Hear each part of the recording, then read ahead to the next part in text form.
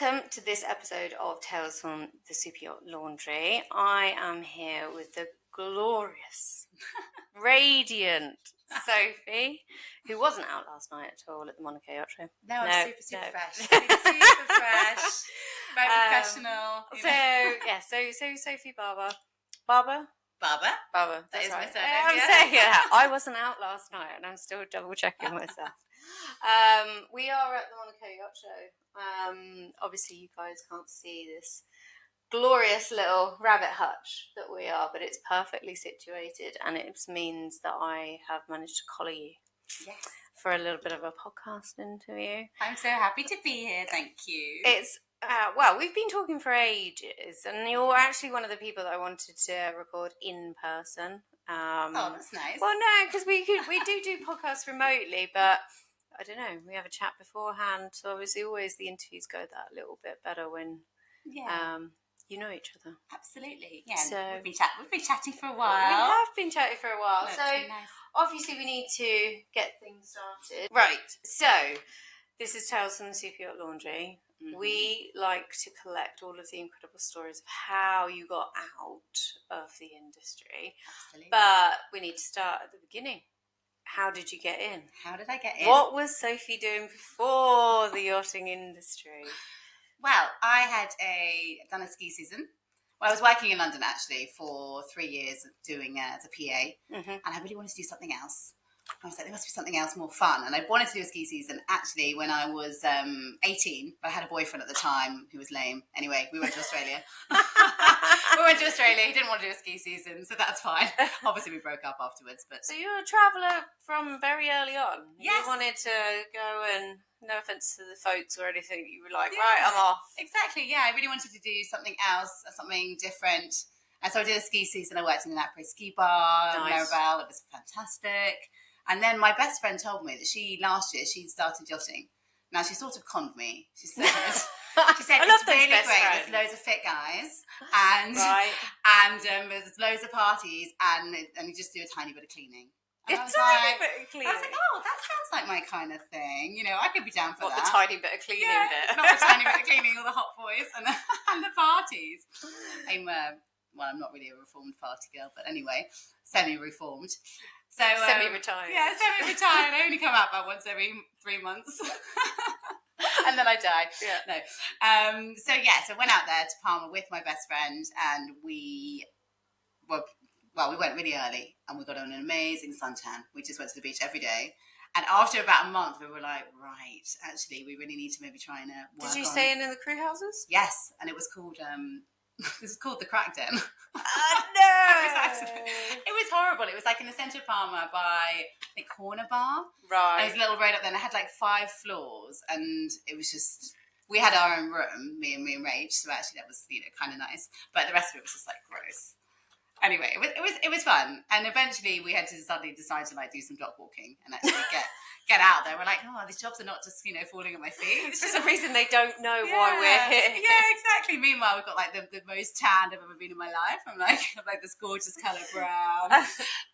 We've met loads of fun people, and eventually I found a job on a sailing yacht. Little one. It was actually wasn't that little. It was a 37 metre. Right. And all the crew were French, and they were old. I was 23 and they were, I think, 45, 50. And the captain, I think, was 65. But it was hilarious. They spoke English as well. But they were so French. We used to come out with a little hatch at the top and they'd be smoking fags, having wine, during the service. And I'd pop right down and do some plates. It was hilarious. But obviously I was a bit envious because I saw all the other boats with all the cool crew, and there's me and my old French crew with the fit boys, yeah. And I'm like, oh, here's me with my old mates. But anyway, yes, I did the season, and then I. What was your obviously your first when you eventually decided to look for work? Yeah, I know. What was your first impressions when you got on? Because sailing's obviously different to my experience. I always feel like I was a lazy yachty because I just went on to motorboats. I'm not doing that sailing stuff. Well, absolutely. Well, this actually was a sailing boat, but the owners were really old and he had Parkinson's, so we didn't put the sails up once. What? So literally, it was like a motorboat. It was like this old couple that like we just cruised around basically, and that's we did an amazing crossing though, amazing. And it was like my first. I've never really seen any like seas like that, like when it's like smooth. Like it was absolutely incredible. I remember like in between my watches, like lying, getting sunbathing. I was very into having a tan back in the day. Really? Not anymore. Now I want to wipe away the years of tanning. It's too late. So I remember just being on the bow and then just chilling out, also having a fag because that was what we did at the time. So are you allowed to actually work for French people and not smoke? I don't know. I think it's part of the rules, isn't it? But this was, I'm not like 15 years ago or more. Isn't that crazy how the time? Surely not. Yeah, I know. I'm looking about it. I feel like it was like about 5 years ago, but it can't possibly. I've got one boy who's 6 and we've been married for 10 years. Yeah, no, I don't like the maths recently. No. My sister keeps setting me up and sending me memes about if you watch this as a child. Oh yeah, I've seen that. Do you know what I mean? You must be premenopausal. I'm like, what? And my algorithm seems to be perfectly spot on with all the things that I love. It's like memes about being a mom, memes about work issues, all those sort of stuff. Do you know that so obviously in the UK we have Sky TV. It listens to you.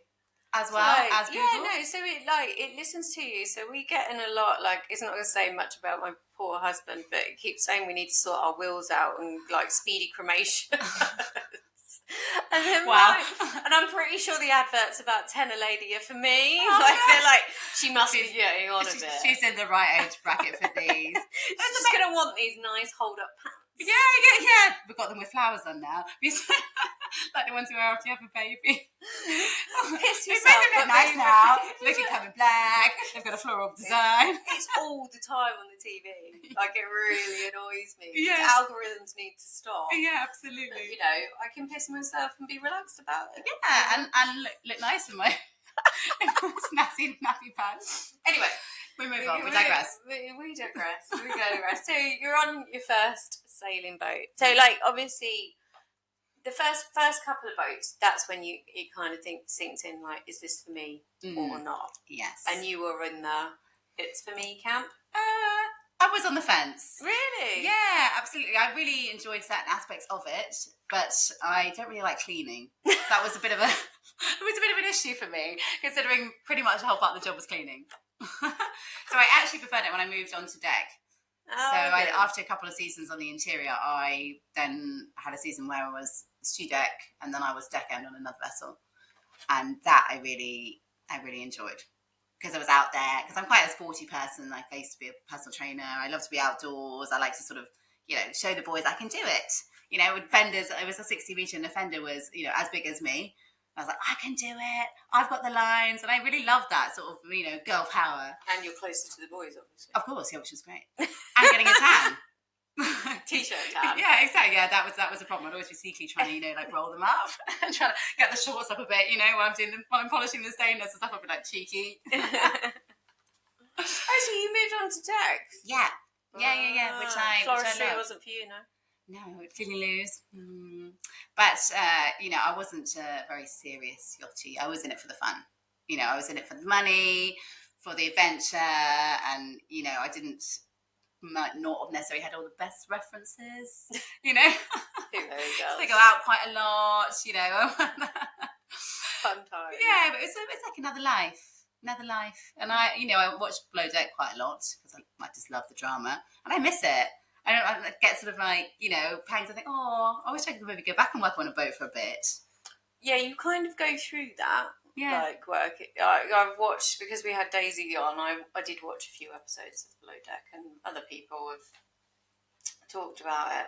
I couldn't get over it was stressing me out watching it though. Because obviously it's all staged. Yeah, absolutely. But I don't like watching it all go wrong slowly. It's part of me. All implode. I haven't had long enough off the boat, I think, to just watch it and go, that's When funny. did you leave? So I left, it's 7 years ago now. Oh, yeah. I know. And It doesn't feel like that long. Were you on it for a long time? No, I would have, if I'd found it earlier, so people like yourself that found it in their early I would have, I would have loved to have found it earlier. I did travel, but not. But I only found out about it by accident, honestly. Like, and I had no idea about it. It really wasn't. Nobody knew about it. No. In England, it wasn't a thing. No, you know? it wasn't a thing, and I literally, I found out at a family barbecue. Like a friend of my parents said, "Have you ever thought of yachting?" I'm like, "What are you talking about? What is yachting?" yachting? And then I went and did some research. And I'm like, hell yeah, I can Sounds serve kind of drinks fun. to rich people. Like, why haven't I found that before? So I was quite old. Actually, spoke to a lovely young lady at Rascas today. Because she's 28 and she's like, am I too old? I'm like, no, definitely not. but you do, like with everything, you've got to go hard and fast. So like obviously, but like I said to her, you need your ducks in a row to make sure you get enough money. Like, did you do any of the responsible stuff here? Did you sort your finances out, pay into a pension? I did Or nothing. did you just buy a nice handbag? Well, to be honest, I didn't even earn that much. Like my first boat, I think I got paid €1,600. Oosh. I know. But then it was like fags or something. Yeah. And I was like, I was just so happy to have a job. I was like, oh my God, I've got a job. This is amazing. And back then it was low, but it wasn't as, people would be looking at maybe 2,000. Yeah. So it wasn't as bad as it would be now. People are like, oh my God, I never worked for €1,600. But I didn't care. I had a job. Yeah, but things were cheaper back then. Yeah, things were cheaper. And you're also not spending any money when you're on board and all that kind of stuff. But no, I didn't save any money at all. And what I did is I went travelling between. I went 6 months in Asia, and which was lovely. No, you've got to work hard, play hard. Yeah, exactly. And that's what I really wanted to do. I wanted to save up money so then I could go travelling different places. Right. So that was sort of my goal. I'd work for a season and I'd be like, right, what am I going to do? Where am I going to go? Right. And then eventually I just became, I was like 27 and I thought, I really want to meet someone and like get married and have kids. And like, I just feel that this is not really going anywhere for me. And so I decided to do one more season in the mountains. I was like, I'm going to manage a chalet. I'm going to be like telling my friends, I'm going to manage it. I'm like a manager. Look at me go. I'm managing this, managing that. We're all having a laugh about it. I'm like, it turns out it was an absolute disaster because nobody takes it seriously in the ski season, and I'm managing this luxury chalet, and all my staff are rubbish. Well, no, it's a glorious, it's like being an 1830s rep. If anybody's young, they probably won't know what that is. But basically, back in the day, it was like the first holiday that you got to go on with your girlfriend. Yeah, there was these companies that did it, and basically, you're managing the team that manage the people that are going out to get. Yeah, exactly. But the only reason they took the job for the summer is to party. Exactly. So it's like herding cats. Oh, and it was awful. And when it was my day off, everything would just crumble. Like, my stewardess, she was just terrible. Bless her, I really liked her. We had such a laugh. But when I left her alone, like, the breakfast would be absolute shambles. And they'd come up to me and be like, well, it wasn't, the guests would come up to me and say, it wasn't very good. She didn't have this. There weren't any forks. It was that kind of level. Do you know what I mean? I was like, oh my God. But I made the mistake of being everyone's friend because I had never managed anyone really properly before. No. I didn't really know how to do it. And so I became everyone's friend. Like, look at us, we're having a jolly time with the team. Yeah. Let's have a few drinks, blah, blah, blah. And then it turns out nobody respected me at all. No. And then I couldn't really claw it back. And then I was just the one that's in the chalet all the time, but like, bloody hell, nothing's been done right. It's my own fault. It is different, that step up. I think being obviously being a chief stew, so like being one fun member of the team, and then actually got responsibility. Oh and, exactly. The captain and they're just going to kick my ass. Yeah, it's exactly. Not right. I used to forget napkins all the time. If I was particularly tired, setting up in the mornings, for some reason my brain just never remembered to put napkins down. Until a guest got up for breakfast, and then I'd be like, one time I got the tablecloth and I shook it over the edge, and I lost like 3 napkins. And we didn't have very many. It was on the sailboat. It was on the first boat. We didn't even have very many. I was like, oh my God. And I got so much trouble. She's like, why did you shake it over the side? I was like, I don't know. We had loads of crumbs on it. And then I was struggling all the rest of the season because I didn't have enough napkins. Oh gosh. Yeah. We're all perfectionists, not. No. So when was it that you kind of thought, oh, maybe this is, it was just, it wasn't even on board. You were actually in a chalet when you were like, oh, I want to give up all of this? Yeah, well, actually, partying, travelling. I met my husband. That was what happened basically in the second week of my ski season. Met my husband, and so after the season, we went back to London because he had a flat in London, which was great. I thought, this is perfect. He's got dicks. I don't have anything anywhere. I've got nothing to bring to the party. You've got a flat in Greenwich. I was like, well, that's fantastic. And so we went back to London for a bit, and I trained to be a personal trainer, so I was doing that like in gyms in London, and also in a freelance way as well. So I was really enjoying that. But we just wanted to do something else, and I was like, well, you know what? Why don't we go to France? Because my husband speaks fluent French, so we decided that we were gonna go. I said, what about Antibes? Because I've been there a few times on the boats. It's really fun. nice. Yeah, and I hadn't been there that much because I was mostly Palma based, but I've been there, for a few months or whatever. And so we went to go and have a little look, and he was like, I love it. And I was like, great. Then we found an apartment, and we just thought, we're just going to go and see what happens. And he was starting to become a translator, but freelance, but he hadn't done it before. So he was sort of blagging his way through it. And the beginning it was quite sketchy, and I was working in a French bar in Antibes, a Café Brun, with with all the Frenchies, and that was quite funny. So we muddled it over. Does that still exist? It does, but they got a new owner. Which I really, I really enjoyed it, but it was a bit of a transient thing. We were in Antibes, but it was great, and then I'd always thought about doing recruitment. I'd always quite fancied it ever since I was in Palma. Really? Oh, you must be so rare. Like, I don't know who fancies doing recruitment. I don't see why more people don't fancy it. Because all you need to do is you chat to people all day long. Like, I'd love to meet you. You know, recruitments to get, like, you're like, oh, just chat to people. No, you're supposed to find them a job.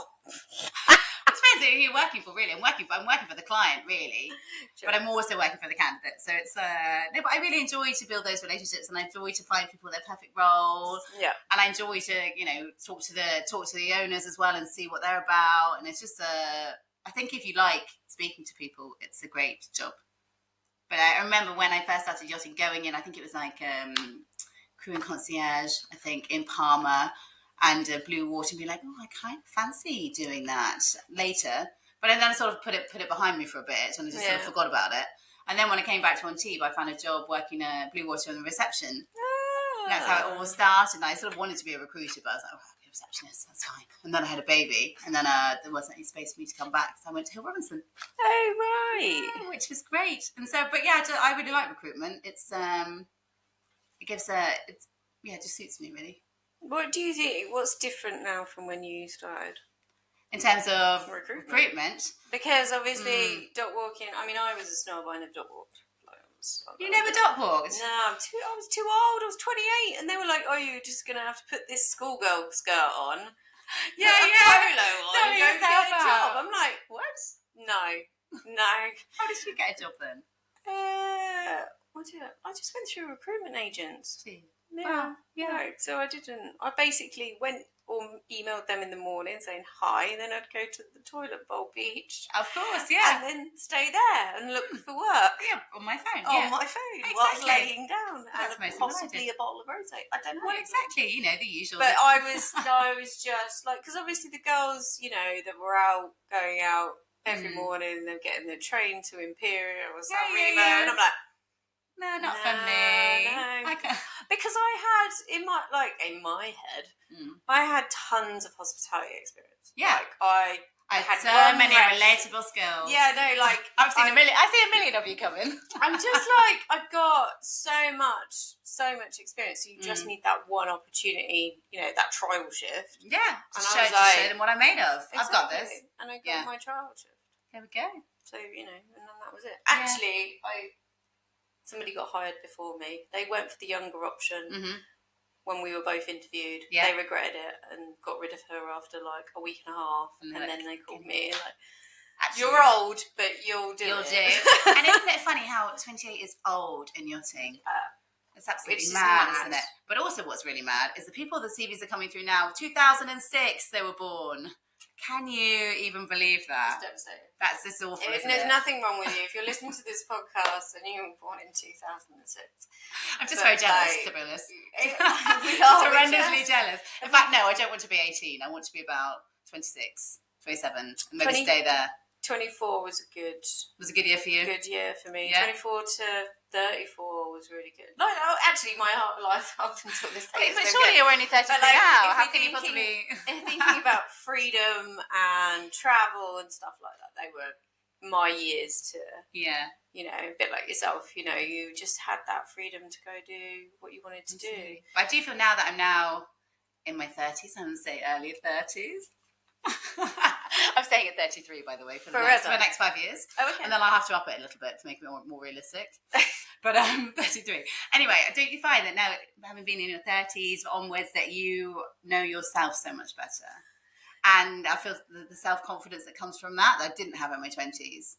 Well, not to get too scientific, I'd love to do the science about it, but yeah. it's all to do with estrogen levels. Is it? Yeah. Well, I have no idea about this. So, like, basically, as you get older, there's less estrogen, and the estrogen makes you agreeable. So, which can also, I think, although I haven't actually spoken to a psychologist about it, makes you a little bit nervous because you are agreeable all the time. Yeah.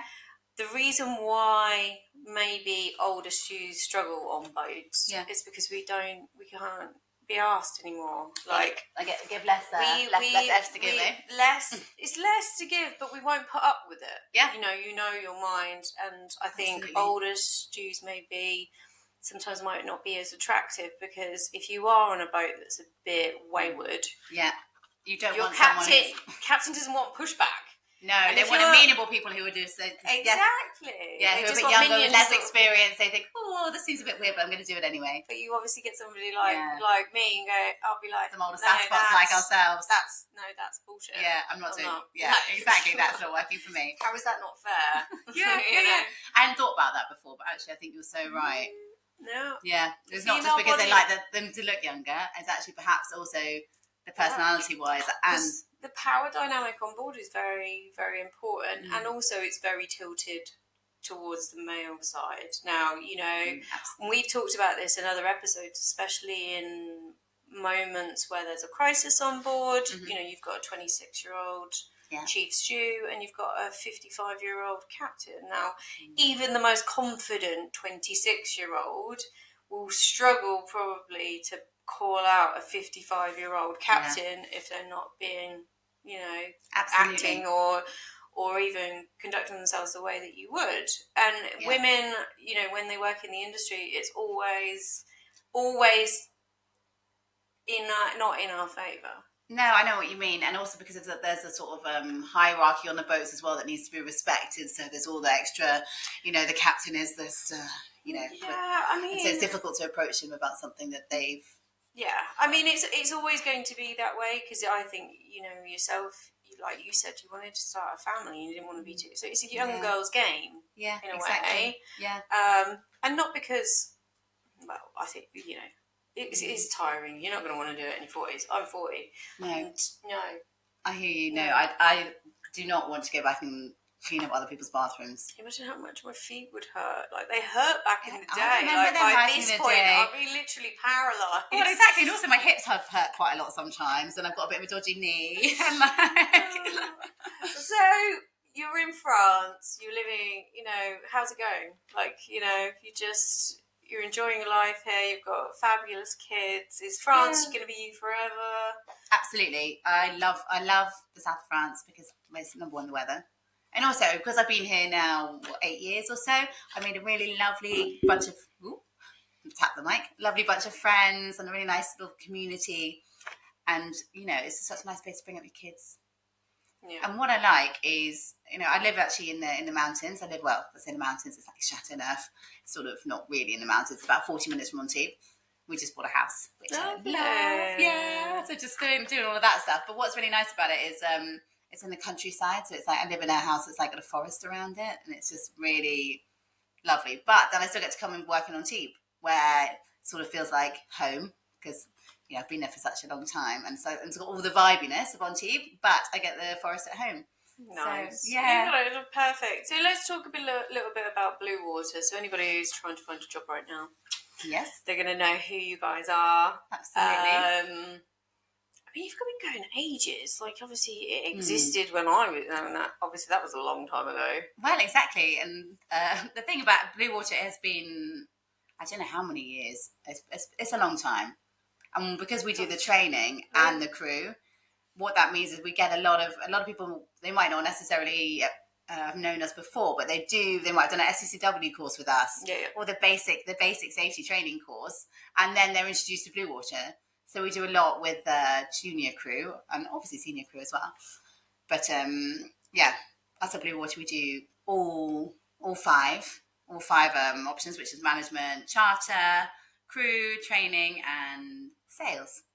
Yeah, so we do everything, and we've got 2 offices, one in Palma and one in Antibes.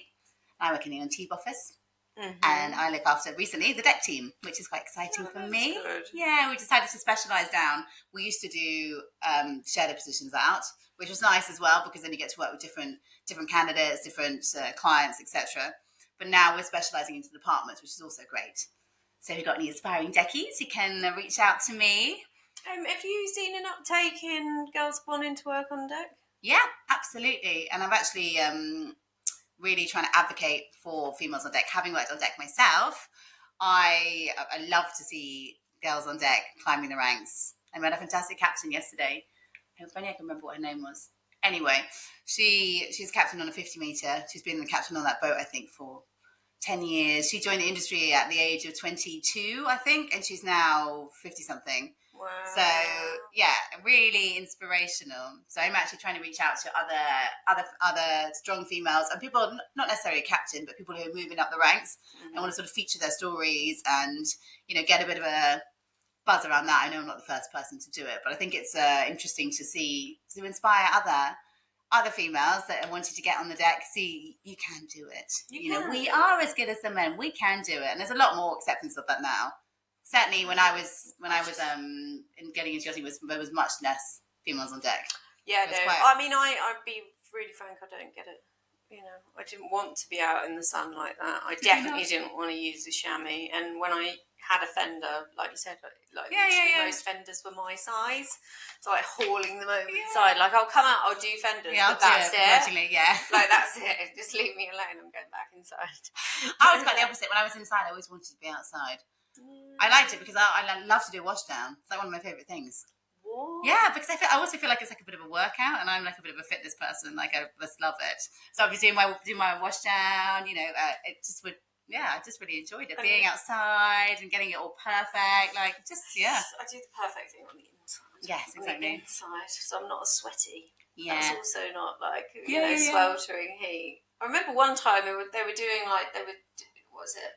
Oh, I can't even remember what it's called now. But they resurfaced the teak. Oh, yeah. And I had to go outside and I didn't have any shoes on. And it was like literally exfoliated my feet. Oh, when they were doing the 2-part. Yeah, 2-part. They're like, you really shouldn't be out here with no shoes on. But they did make my feet really smooth. Which imagine one time it was winter and we were, I think, or maybe it wasn't winter, it was like March in Genoa, and I was doing the 2-part of the deck, but we were getting into every corner. This is on the 50 metre, and we had like this guy, there was an Italian, basically all the Italians on deck, and there was one guy called the Fat Controller, not obviously to his face. But, he'd be there with a big machine like, and there we are in the corner scrubbing, and I remember getting like acid like down my, because I have my wellies on, and we're getting like acid down here, and we're like it's stinging my legs, and they were like, get in that corner, and I was like, oh, it was horrible. It was like raining, and I was like with the acid. That was not fun. It's not fun, but yeah, there is an upside to going out if they're doing 2-part. There could be like a little quick exfoliation. Yeah, who knew? I could do a little bit of that myself right now, actually. Okay, there you go. I don't recommend that for health and safety reasons. But don't. There hasn't been any scientific research on this, but it worked out all right for me. That's so funny. So Blue Water, obviously have expanded. They're a bit of a beast in the industry. I think everybody knows Blue Water. I hope that we're known as a friendly company, welcoming. I think people do generally feel that. I know we make a lot of effort with people coming into the industry to help them on their way, because it's difficult when you start, because a lot of agencies just no thanks. Yeah, Do you still do that thing where people used to queue out to register? Like queue down the street. Well, people don't do that anymore. Like I remember that was definitely a thing, and that was a thing even when I first started Blue Water on reception before COVID. And then it's all Yeah, stopped. and now I think because everyone got so used to being online, people don't necessarily come in as much, especially the experienced crew. They don't really come. They don't really come and see us anymore. They call us. We have interviews and whatever. But I think we used to see more come in the door. But now it's since COVID, everyone's. Yeah, I don't need to come in person. I will just do it online. They'll just sit in the Blue Lady and then call you. Yeah, exactly. But I love to meet someone face to face because you can't tell the same about someone on the phone. No. You can't get the same rapport. You can't really sort of get into it. And obviously, you've got to see what they look like as well. If they presented themselves well, or what do they smell? Yeah, and sometimes people do smell. They do. Yeah. That's a big no-no for anybody wanting to get in the industry. Yeah, and sometimes you get sort of, captains come in and smell like booze and fags, and I'm like, oh God, why have you just come in after lunch? Like, just come in another day. So they swing by and think, oh, let's pop in here. Yeah. Yeah, I mean, I've known about them for eons. What are your 3 bits of advice to somebody who's maybe just in a ski season? Like, I might duck on into the yachting for a bit. What would you...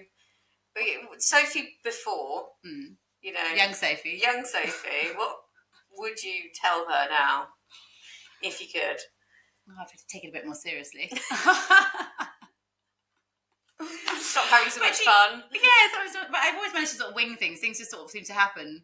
So my mum calls it flying by the seat of your pants. And I do seem to sort of just end up in things. And mum's like, how did you do that? I'm like, I don't know. So yeah, but anyway, words of advice. So you've got to meet as many people as possible. The more you're out there, the more interactions you're going to make. Because if you're looking for your first job, that is how you're going to find it. You're not really going to find it from an agency. You might, but you're more likely to find it when you meet someone, when you have a chat with someone. It could even be... Could be in the bar, could be on the dock, could be, anywhere. You could meet a connection, and then, they might need some crew. Yeah. So I always say, like, if you're not out there every day, what are you doing? If you're looking for a job and you're not actually out there, what else have you got to do? You know what I mean? I'm like, you should be trying, if you're not feeling like on your top form or whatever, but you need to be out there, duck walking, meeting, doing many things. Things like Monaco and stuff like that, it is good to at least come mooch about. There's loads of free drinks for crew. I mean, the Monaco show is great. Yeah, I mean, it's definitely worth a visit. I mean, we're going to obviously finish this and then go out there, out into the fray. It's raining as well. Rain. It hasn't quite got the same allure, has it, when it's raining? No, it's not. My nice strappy sandals are going to stay here. Absolutely. But however, normally the show's absolutely roasting and it's too hot. So actually, it's quite nice to actually have a bit more. We're never satisfied, basically. No, it's too hot, too cold. That's because we're British, aren't we? It's too hot. We want the sun, but then it's too hot. So get in amongst it. Any other final? I think you should get like a little, get a little tagline, like an opener. So when you, for example, if you're going to dock walk, just say, hey, have you got any work? Think about something that, a little two-sentence thing about your experience that opens up. Because if you're telling them something about yourself, they're going to have to reply something. They can't say, no, I haven't got any jobs. It sort of gives you like an opener, I've got 5 years of hospitality experience. I've done this and that. I'm super keen. Have you got anything for me? And if you work on that little opener, then it gives you something to talk about. Because they always talk about getting that rapport, trying to get a bit of a chat on the dock, and that can be really quite tough. Yeah. And I would think about getting a little snazzy tagline. I always recommend that. Snazzy tagline. Strapline. Yeah, exactly. And you can use it when you send your CVs across as well to jobs you see on social media and things like that. You can have that little snippet about yourself, a little short sales pitch, really. Yeah. That makes sense. Makes sense. Yeah. Find me at the beach probably would have been mine.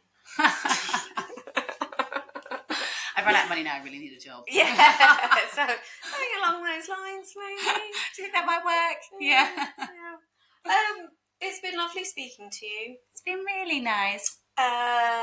We'll definitely have you on again if you'd like to. Yeah, sure. If anyone would like to listen to me waffle on about crash guide into being a decky for women. What not to do by Sophie Barber. Because we've got a number of deck ladies obviously are involved with Yacht Pearls of Wisdom. Exactly. We obviously had Georgie on board who did like the full Academy Wars Ash training. Yeah. I've worked with her in the past actually on a few. She's fabulous as well. So there are some, as far as I'm concerned, crackers people that want to go outside and chamois. thought it was a boy Well, job. if you want to clean the poo off the loos, you do that. Well, yes, yeah. There's always so many glamorous bits. I know it's so much less glamorous than less glamorous than I was sold. Yeah, I thought it was going to be, living my high life on the yacht, but now I'm cleaning. It is. I mean, when you talk to people, is it like below deck? I'd like to think my career wasn't as chaotic. Sort of like below deck, but also not. But then when you think about some of the stories, you're like, if there there was a camera crew there, it probably would have been quite entertaining. Well, exactly. You do see a lot of interesting people. Interesting activities. A lot of ladies of the night. Just to finish up, we try and obviously with every individual, do you have a mental crazy story from your time on yachts that you're out of NDA and you can actually say? Oh gosh, I'm just going to tarnish my reputation now completely. Yes, I did leave one yacht in the middle of the night with my suitcase, and what? I didn't say anything. I crept out and I was like, "Now with this." Off I went. So to put the story, it was was I deck? Stew deck? Anyway, I wanted to leave. It was near the end of the season, and it was my birthday in a few days' time. And my boyfriend at the time was going to meet me in Genoa. So I decided that I'd had enough of this. And I think so on payday, you decided to pack your bag and leave in the middle of the night? No, I asked him if I could leave, and he said, yes, you can leave, you can. And then they said, no, you can't. The guests might come back, no, you can't leave. And I was like, I'd already got it all in my head. I planned it all. And so I just left in the middle of the night. I just packed my bag and I just left in the middle of the night. Well, it wasn't technically the middle of the night. It was like 5 a.m. I was like, with my suitcase. Can you imagine what they must have thought when they woke up? I didn't hear from them. Did you get paid?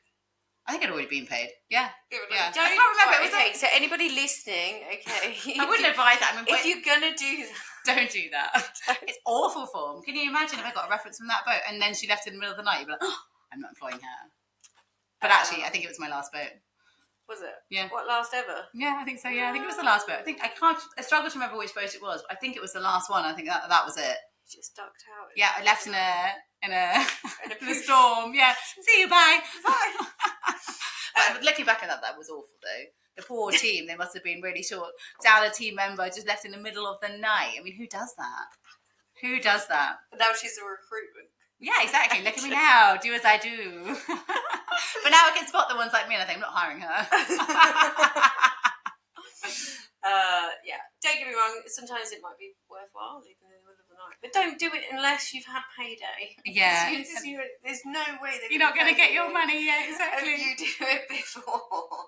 So FYI, you can do it, but yeah, don't do it. Don't do it. It's not nice for your crew members. It's not great for your reputation. No. I'm glad I told everyone about that now as well. The captain probably wouldn't forgive you, but like the rest of the crew probably wouldn't care. Yeah, no, I did a joke about it with the other deckhands afterwards. Like, I can't believe you did that. I'm like, yeah, sorry. Yeah. That's it for me. I'm out. That's it. Yeah. Well, thank you so much for joining us on this podcast. Thank you for having me. Really appreciate it.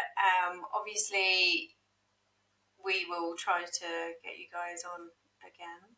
Yeah, I can embarrass myself some more. What not to do as a deck. Yeah, going to add some more shame to my reputation. Why not? Fantastic. Why not? If you've been listening to this podcast, it's Tales from the Superyacht Laundry. Please check out our other episodes if you've listened to this one. If we've touched on any subjects that you're a bit concerned about, obviously maybe employment issues. Yeah. On the Wipeout app, we've got loads of advice from Nautilus and things, and basically grown-up people telling you what not to do. Exactly, from our own experience. So we can put you in contact with people if you are struggling to be paid because you snuck out in the middle of the night. Thank you for joining us on this episode. Thank you. We'll see you again soon. Thank you, bye.